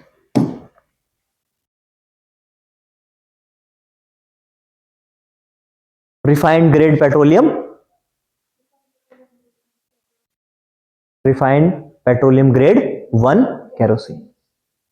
ये हमारा वो नॉर्मल कैरोसिन है जो नॉर्मल हमें मिलता है, ये क्या है, ये और हायर क्वालिटी का। और इसी को हमने क्या यूज किया, एज ए प्रोपेलेंट या फ्यूल किसमें यूज किया, लॉन्चिंग व्हीकल्स में। And this fuel is known as semi cryogenic fuel. और ये जितनी भी लिमिटेशन थी किसकी, कितनी लिमिटेशन थी, क्रायोजेनिक की, सारी की सारी लिमिटेशंस को क्या कर रहा है, खत्म कर रहा है। स्टोरेज की कोई नहीं दिक्कत, पेट्रोल को अगर मैं रखूंगा तो उड़ जाएगा, केरोसिन तो उड़ता भी नहीं इतना जल्दी, मतलब इवेपोरेट होता है लेकिन रेट क्या है, पर उससे कम है। स्टोरेज में स्पेशल कोई फ्लास्क की जरूरत नहीं है, किसमें डाल ले जाओ, नॉर्मल ले जाओ, मुझे स्पेशल हैंडलिंग स्पेशल कंटेनर की जरूरत नहीं है, जो मेरे पास ऑलरेडी कंटेनर है वो। अब मैं बाहर से अगर पेट्रोल मंगवा रहा हूं, पेट्रोल के अगर डिपेंडेंसी, तो मुझे क्या एक्स्ट्रा फ्यूल लाना पड़ेगा। तो जितना पेट्रोल मतलब जितना क्रूड ऑयल आ रहा है उतना ही है, उसी क्रूड ऑयल से मैं क्या कर सकता हूं, निकाल सकता हूं। तो मेरी डिपेंडेंसी जितनी है उतनी रहेगी, पर एक्स्ट्रा डिपेंडेंसी नहीं बढ़ेगी। ठीक है, स्टोरेज का मुझे कोई दिक्कत नहीं है, हाईली इन्फ्लेमेबल नहीं है, उसके जितने नहीं है, लीकेज हो जाएगी तो मेरी कोई समस्या नहीं है, लीकेज हो जाएगी मेरी कोई समस्या नहीं है। क्यों नहीं है, हाइपरगोलिक नहीं है, हाइपरगोलिक नहीं है क्योंकि स्पार्क, अब तो मुझे यहां पे क्या है, स्पार्क की जरूरत पड़ेगी। हाइपरगोलिक होता तो मुझे स्पार्क की जरूरत नहीं पड़ती, अपने आप ब्लास्ट हो जाता। तो वो सारी जो लिमिटेशंस किसमें थी, क्रायोजेनिक इंजन से, वो सारी सारी क्या होगी। और इंडिया ने भी सोचा, इंडिया ने भी सोचा कि हम क्या करेंगे। अब वो फाल्कन 9 वगैरह उन्होंने बहुत सारी टेक्नोलॉजी पे उन्होंने यूज किया। ठीक है, तो एक टॉपिक आया था बहुत साल पहले, ठीक है, आज से कई साल पहले, आपको बहुत सारी बुक्स में मिलेगा भी। टॉपिक का नाम था FLV, फ्यूचर लॉन्चिंग। लेकिन इसरो ने इसको क्या कर दिया, इसको बंद कर दिया। क्यों बंद कर दिया, दो तीन समस्याएं। एक तो हमने टारगेट ये सेट कर लिया था कि हम कुछ टाइम के बाद में क्या करेंगे, गगनयान को लॉन्च कर दें। लेकिन गगनयान क्या, बीच में क्या हो गया, बीच में क्या हुआ, कोरोना आ गया, और फिर पूरा 1.5 साल के लिए क्या सब कुछ बंद हो गया। अब कोरोना से दो तरह की मार पड़ी। पहली मार तो क्या थी, पहली मार तो ये थी कि भाई सब कुछ बंद हो गया। दूसरा, जीडीपी हमारी खुद की -23 उसमें चलेगी, नेगेटिव में चलेगी। सबसे हाईएस्ट जो किसी के जीडीपी सबसे ज्यादा इफेक्ट हुई थी किसकी थी, हमारी थी। मैक्सिमम अमाउंट में जो नेगेटिव में गई थी हमारी गई सबसे ज्यादा। चाइना जैसे नहीं थे कि मतलब सबकी नेगेटिव में जा रही है, उनकी कम से कम एटलीस्ट पॉजिटिव में तो थी। हमारा सबसे ज्यादा हमारी नेगेटिव में गई थी जीडीपी ग्रोथ रेट। तो एक तो हमारा क्या, जीडीपी का साइज घटा, हमारे पास जो रिसोर्सेज थे money in the form of monetary, वो क्या हो गए, कम हो गए। दूसरा, वो जो इतना टाइम था रिसर्च डेवलपमेंट का, वो डेवलपमेंट नहीं हो पाई और हमारे प्रोजेक्ट सारे के सारे डिले हो। अब ये फ्यूचर लॉन्चिंग व्हीकल्स क्या कहते हैं, फ्यूचर लॉन्चिंग व्हीकल्स एक बात बोलते थे कि भाई आप ना अपने हिसाब से बनाओ, आप ना अपने हिसाब से बनाओ। आपको 3 स्टेज रखनी है 3 स्टेज रखो, 4 स्टेज रखनी है 4 स्टेज रखो। आप क्या करो, आप साइज के हिसाब से, अगर आपको क्या करना है, अगर आपको 3 या 4 टन लेके जाना है, 3 या 4 टन लेके जाना है, तो आप क्या करो, आप नॉर्मल S200 यूज करो फर्स्ट स्टेज पे, दूसरी स्टेज पे L135 यूज करो, ठीक है। तीसरी स्टेज पे आप क्या करो, क्रायोजेनिक 25 यूज करो, और चौथी स्टेज पे cryogenic SC semi cryogenic use करो। आपके 5 या 6 तक चले जाएंगे इसमें, तो यार इसमें ज्यादा ही चल जाएगा, 6 टन तक चले जाए, कहां तक, GSSL क्रायोजेनिक। अब मुझे कम वेट का भेजना है तो मैं क्या करूंगा, मैं इसको S200 को करूंगा, इसको L100 कर दूंगा, C15 कर दूंगा और C10 कर दूंगा। ये फ्यूचर वाले क्या कर रहे थे, ये एक तरह, हाँ SC, sorry SC, GSLV mark 3 में भी जा रहा था और उसमें तो अपन एस GTO में, GTO तक मैंने वहां पे GSSO की बात की। और मैं क्या कर सकता हूं, अब मेरे पास इनकी क्या थी और ये मेरा क्या था, ये मेरा पूरा का पूरा थ्योरेटिकल था, यहां मैंने GSSO लिखा है, पूरा पूरा मेरा क्या था, थ्योरेटिकल था। ये मुझे एक चीज दे रहा था, क्या दे रहा था, ये मुझे ये अपॉर्चुनिटी दे रहा था कि मैं क्या करूं, मैं फ्यूचर में अपने हिसाब से साइज कम ज्यादा करूं। मैं यहां पे और कम कर सकता हूं, स्टार्टिंग में 150 कर लो, ठीक है, L135 करो, रिक्वायरमेंट के अनुसार जितना मेरा वेट है उसके अकॉर्डिंग मैं क्या कर सकता हूं, चेंज कर। और ये इनकी सबसे बड़ी क्या थी, ये सबसे बड़ी खासियत थी, ठीक है। और इसी में सबसे मेरे पास एक आया था HLV, हैवी लॉन्चिंग व्हीकल, मैंने इसमें क्या किया, S250 का वेरिएंट डाला, ठीक है, L135, ठीक है, और मेरे पास था SC50, sorry C50 and SC25। और ये ऐसा माना जा रहा था, ये कम से कम क्या करेगा, ये कम से कम 10 टन तो कहां ले जाएगा मेरा GTO में, और तकरीबन 13 से 15 टन मेरा इसमें ले जाएगा, लियो मियो में या PSO वाली रीजन में। मैं इसको थोड़ा ऊपर कर देता हूं, आप लोगों को नहीं दिखाई दे रहा तो, मेरा कहां ले जाएगा, PSSO।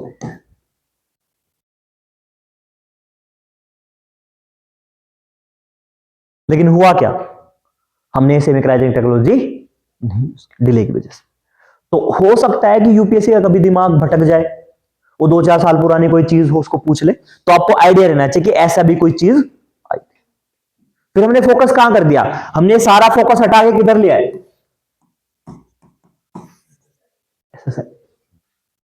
जिसके हमने 2 लॉन्चिंग किए हैं, SSLV D1 और दूसरा था SSLV D2। और इसके लिए मैंने क्या टर्म यूज की थी, क्या टर्म यूज की थी, पार्शियली सक्सेसफुल।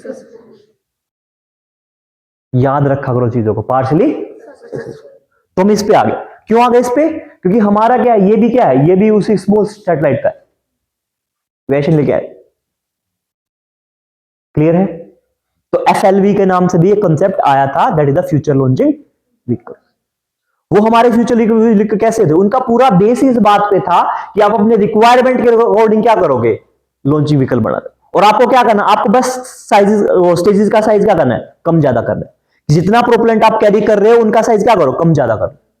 कैसे करोगे, सिंपल सी बात है, क्योंकि आपके पास ऑलरेडी क्या है, ऑलरेडी आपने GSLV Mark 3 के टर्न में क्या कर रहा है, आपके पास GSLV Mark 3 है या फिर LMV है, वो आपके क्या है, वो आप उसमें स्ट्रैप ऑन बूस्टर्स 200 का यूज कर रहे हो, जिसमें आप ऑलरेडी क्या है, बहुत बढ़िया आपको रिजल्ट मिल रहे हैं। फिर आप क्या कर रहे हो, 135 लीटर का सेकंड स्टेज यूज कर रहे हो, और क्रायोजेनिक स्टेज क्या है, 25 के आप यूज ही कर रहे हो, तो वो तो ऑलरेडी है, आपको क्या करना है, उनका साइज कम ज्यादा करना है, दैट डजंट मैटर, ठीक है। तो ऐसा कंसेप्ट आया था, लेकिन वो क्या है, वो सक्सेसफुल क्यों नहीं हुआ, क्यों नहीं हुआ, क्योंकि 2019 में 15 अगस्त के दिन साहब जी ने आके एक अनाउंसमेंट कर दी PM ऑफिस के थ्रू। किसने, मोदी जी ने, हम क्या करेंगे, गगनयान लॉन्च करेंगे, और हम इसके लिए मिशन के लिए क्या कर रहे हैं, स्पेशल फंडिंग दे, इतने 68,000 करोड़ की फंडिंग क्या करेंगे हम, अलॉट करेंगे। तो सारा, और फिर क्या हुआ, बाद में कोरोना आ गया, वो सब चीजें आ गई, तो सारा का सारा ध्यान क्या ना, अब फिर 2022 में, पता नहीं 22 की बात है 23 की बात है, वो दोबारा आए, उन्होंने दोबारा अनाउंस कर दी कि हमारा जो गगनयान कुछ टाइम के लिए रह गया था, हम सबसे पहले गगनयान करेंगे, फिर क्या करेंगे, शुक्रयान करेंगे, और फिर क्या करेंगे, एक मिशन ऑन मार्स और करेंगे, सॉरी नहीं, चंद्रयान, शुक्रयान और उसका किया था गगनयान का, कि हमारा एक मिशन क्या होगा, हम क्या करेंगे, चांद पे इंसान को क्या है 2047 तक क्या करेंगे, इंसान को चांद पे पहुंचा देंगे, landing on moon, human landing. वैसे सॉफ्ट लैंडिंग हमने कर ली, तो उन्होंने ये अनाउंसमेंट कर दिया। तो जो वो था, क्योंकि ये इतना जरूरी नहीं है, हम बाकी इसमें आ गए, फिर हमने सारा का सारा फोकस कहां दे दिया, सारा का सारा फोकस हमारा LVM3 पे आ गया। हम इसको क्या करने लगे, stable for human flights, stable for human, मनुष्य की उड़ान के लिए क्या है, सुयोग्य बनाने लगे। किसको, GSLV Mark 3 को, जिसका हमने नाम चेंज किया LVM, लॉन्चिंग व्हीकल मार्क। इसकी एफिशिएंसी बढ़ गई कि हम क्या है, इसमें जो एरर हो सकते थे, जो ब्लास्ट की कंडीशन थी, वो क्या होगी, सारी सारी कम। तो हो सकता है कि वो ऐसा कुछ कंसेप्ट पूछ ले, तो आपको पता होना चाहिए, ठीक है। उसके दौरान आया था, लेकिन ये हमने आगे हम हो नहीं पाए, ठीक है, कि कल को फिर बाद में ये बात है कि सर आपने ऐसा कुछ था तो बताया, ठीक है। तो आपको सेमी क्रायोजेनिक टेक्नोलॉजी पता लगी, सेमी क्रायोजेनिक इंजन क्या यूज करेंगे, प्रोपेलेंट क्या यूज करेंगे, RP1 kerosene, refined petroleum grade 1 kerosene, ठीक है, नॉर्मल जो हमारा मिट्टी का तेल जिसको केरोसिन बोलते हैं वही यूज हो। और इवन स्पेस एक्स बहुत अच्छे तरीके से कर, स्पेस एक्स बहुत अच्छे तरीके से कर, ठीक है। अब एक वीडियो देखो,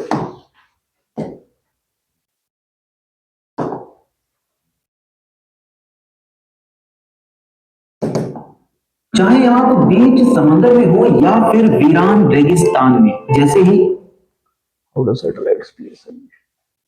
हाँ, तुम लोगों ने ये लिख लिया था,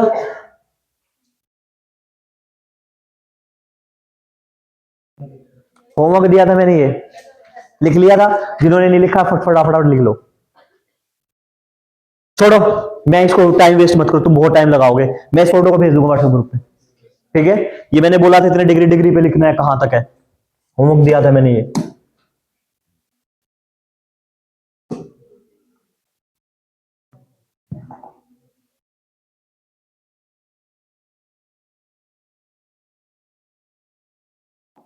you also know our position.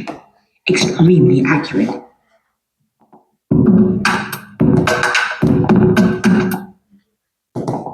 नहीं, GPS का भी नहीं है। हाउ डज, चाहे आप बीच समंदर में हो या फिर वीरान रेगिस्तान, ग्रेविटास इंडियन स्पेस,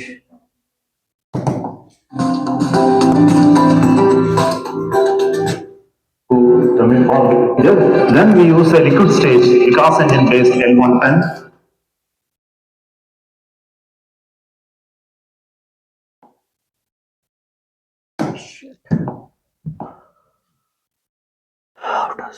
कहाँ गई वीडियो, PSLV यानी कि पोलर्स, अब जिसमें से 4 को 1993 को केरला को लॉन्च में से एक लॉन्च, तो इसका पहला लॉन्च ही। लॉन्च के बाद उन्होंने सैटेलाइट लॉन्च व्हीकल को और भी मॉडिफाई किया, space programme.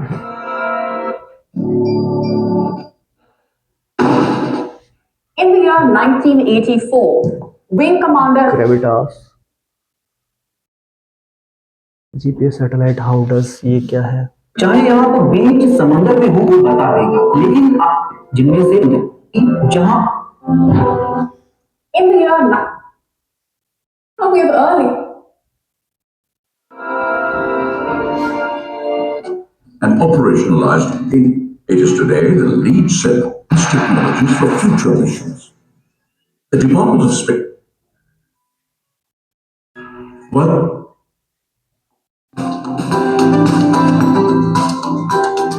Launched, the capacity of PSLV was, ये देख लो, इसमें मिलेगा, देखो मैं जो चीज बता रहा, चलो मे भी इसमें मिले, देखो एक बार।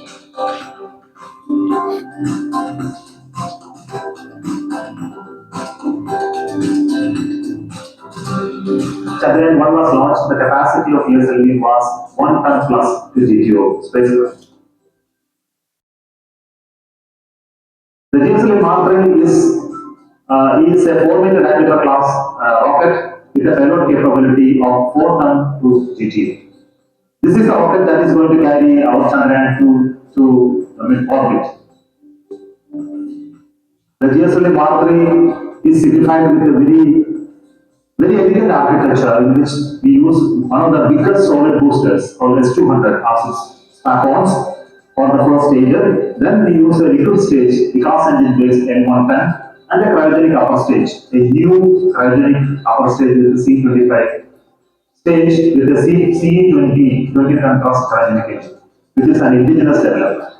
It also features a payload compartment which is 5 meter in diameter, giving almost 100 meter cube payload volume.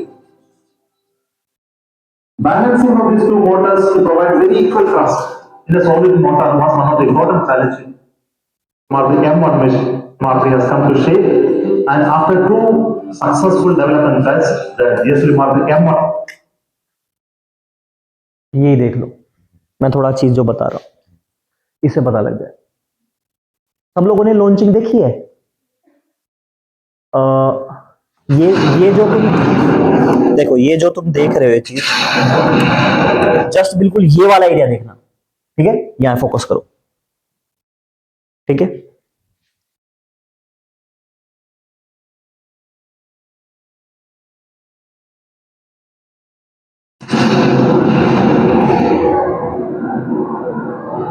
क्या देखने को मिला है?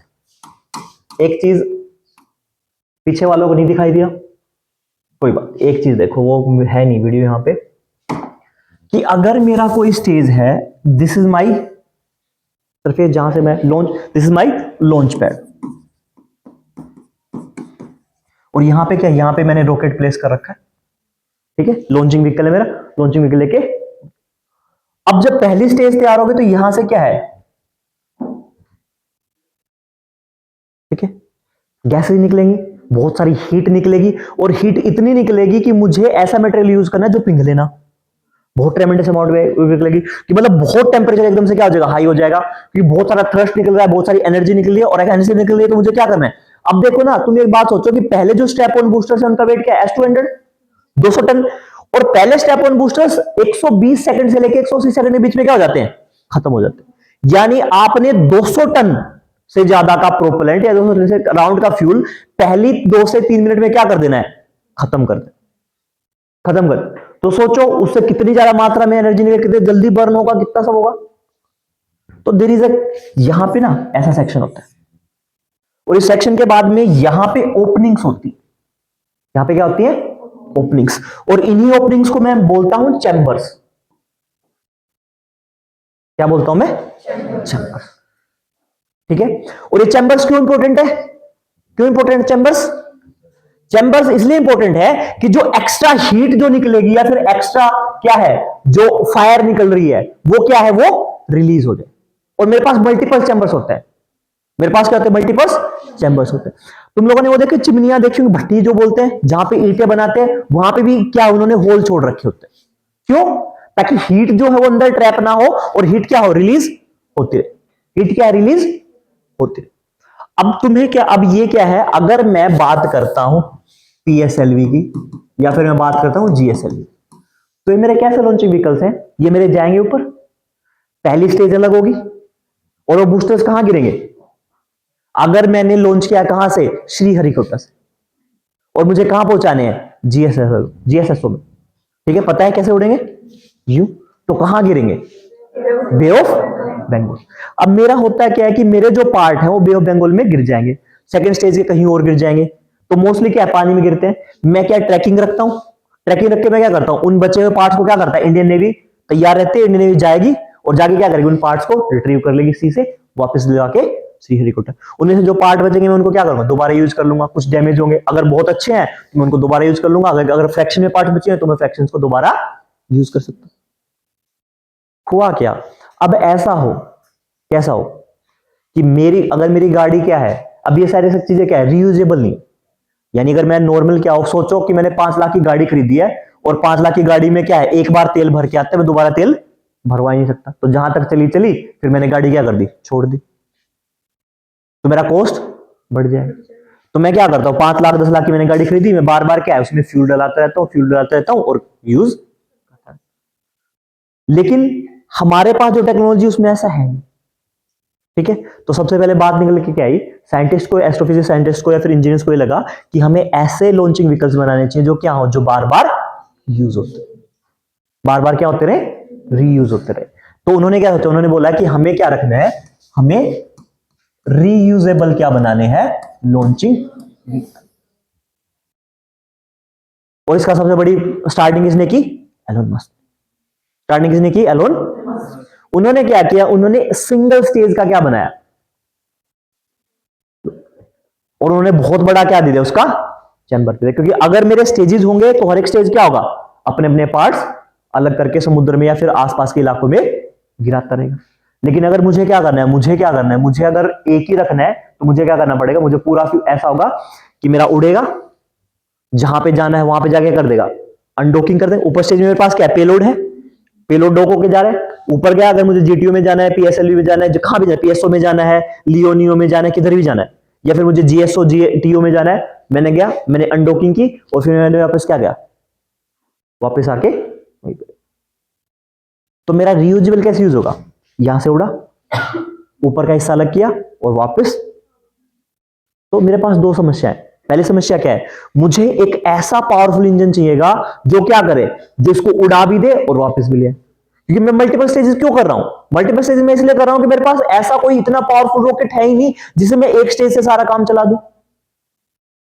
यानी इसको ऐसे समझो ना कि मेरे पास एक ट्रेन है और ट्रेन में मेरे पास 100 बोगियां लगी हुई है, और 100 बोगियों को क्या है, एक ट्रेन नहीं खींच सकती, एक इंजन नहीं खींच सकता, तो मैं क्या करता हूं, 2 इंजन लगा देता हूं, ठीक है, या फिर मैं 4 इंजन लगा देता हूं। तो आजकल तो एक नई टेक्नोलॉजी भी आ रही है जिसमें आप क्या करोगे, मिडल में इंजन लगा देते हो, ठीक है, फिर आप 125-150 बोगियां खींच लेते हो। तो क्यों कर रहा हूं, क्योंकि एक मेरा इतना एफिशिएंट है नहीं इंजन। तो उन्होंने क्या, मेरे पास सबसे बड़ी समस्या क्या है, मेरे पास इतना पावरफुल होना चाहिए इंजन कि वो क्या करे, वो एक डिस्टेंस पूरी कर ले और फिर वापस यहीं पे आ जाए। ये क्लियर है। दूसरा मेरे पास क्या, दूसरा मेरे पास चैम्बर इतना बड़ा होना चाहिए जिस चैम्बर में मैं क्या कर सकूं, बहुत सारा फ्यूल रख सकूं, बहुत सारा फ्यूल रख सकूं। तो उन्होंने क्या किया, अब सुन, अब मैं यहां से जब उड़ाऊंगा तो मुझे क्या बढ़ेगा, बहुत ज्यादा थ्रस्ट की जरूरत पड़ेगी, और मुझे ऊपर गया और फिर मैं वापस आया, ठीक है। एक तो पहली बार जब उड़ेगा तो मुझे चैम्बर्स की जरूरत किस लिए पड़ेगी, हीट निकाल। और अगर ये जाने के बाद में दोबारा अगर वापस आ रहा है तो ये क्या करेगा, एनर्जी छोड़ेगा। एलोन मस्क ने क्या किया, एलोन मस्क ने दुनिया फाल्कन 9 उड़ाया। फाल्कन 9 की फर्स्ट जब ट्रायल हुई थी उन्होंने भेजा स्पेस में, स्पेस उसने क्या कर दी, लॉन्च कर दिया, एंड लॉन्च करने के बाद में वापस उसे डेस्टिनेशन। अब ये कैसे होगा, वापस कैसे आएगा, वापस कैसे आएगा, जीपीएस के थ्रू, कोऑर्डिनेट्स के थ्रू। आप क्या करोगे, आप जैसे आपने क्या, आपने मिसाइल्स बना रखी है, मिसाइल्स भी तो आपके टारगेट पे जाके हिट करती हैं, किसकी वजह से यूज करती हैं, कोऑर्डिनेट्स होते हैं जीपीएस के थ्रू, नो वहां टेक्नोलॉजी के थ्रू।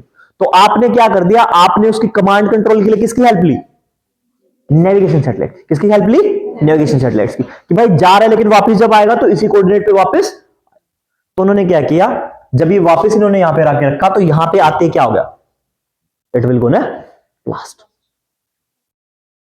ठीक है। पहला फ्लाइट क्या होगी, ब्लास्ट होगी। अब पहली फ्लाइट जब ब्लास्ट हुई तो क्या दिक्कत है, उन्होंने सोचा कि क्या हो सकता है, 2 रीजन हो सकते हैं।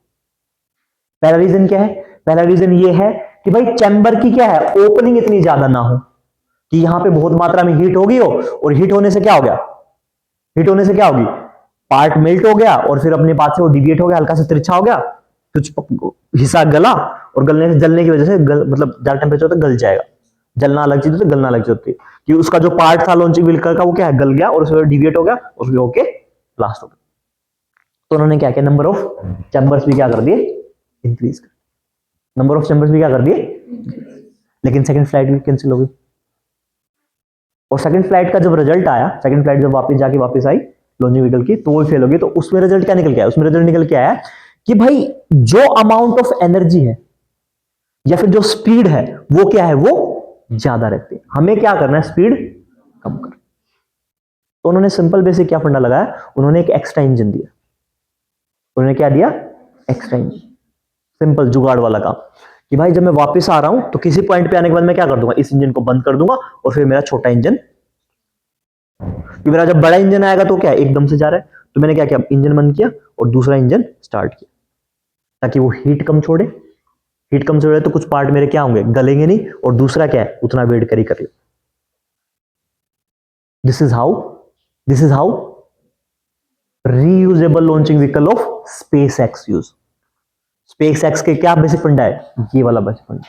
इन्होंने क्या किया, पहले उड़ाया, उनके पास पावरफुल इंजन था फाल्कन 9 का, वहां तक पहुंच गए, and then they came back, और केम बैक आने के बाद उन्होंने क्या किया, पहले बिल्कुल इनिशियल कहां पे आ रहे, लॉन्च पैड पे आते से पहले उन्होंने क्या कर दिया, कुछ सेकंड पहले जो मेन इंजन था वो बंद कर दिया, and they started that they ignited secondary engine, और वही सेकेंडरी इंजन क्या करेगा, उसको मेंटेन करके प्लेस पे फिक्स कर देगा। सेकेंड इंजन जो था उसकी इंटेंसिटी और जो उसका हीट था, जो थ्रस्ट था, वो पहले के मुकाबले क्या था, ठीक है, क्लियर है। This is how they work. अब इसी कंसेप्ट में हमने क्या किया, इसी कंसेप्ट में हमने चंद्रयान 3 का फॉर्मूला भी लगाया। तो चंद्रयान 3 के बारे में बात करेंगे, हमारी सॉफ्ट लैंडिंग कैसे हुई, तब ये चीज ध्यान रखना, ठीक है। हाँ, कोई डाउट है तो बताओ, है कोई डाउट? सर पहले तो हमने करंट लैंडिंग शुरू करे थे, फिर